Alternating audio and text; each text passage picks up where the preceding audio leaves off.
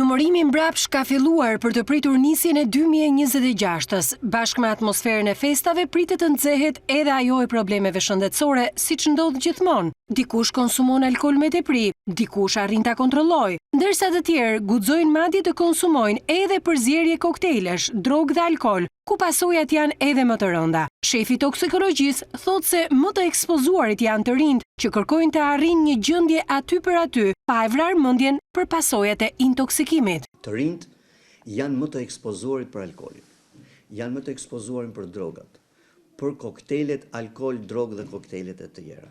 16 vjeç, rastet e tjera janë rastet të izoluara, por 16 vjeç pa ndjen pak më të rritur, por nuk janë aq të formuar sa duhet dhe mund të konsumojnë pak alkool me tepri. Po këto janë raste të izoluara. Por mbi 18, 19, 20 janë raste të shpeshta, të cilët sidomos për festa, të rinj të cilët mund të konsumojnë dhe mund të abuzojnë më shumë se ç'duhet. Pra konsumojnë alkool me tepri, eksperimentojnë me drogat, përdorin drogat, përdoruesit abuzuesit, që të gjithë në raste të tilla përballen.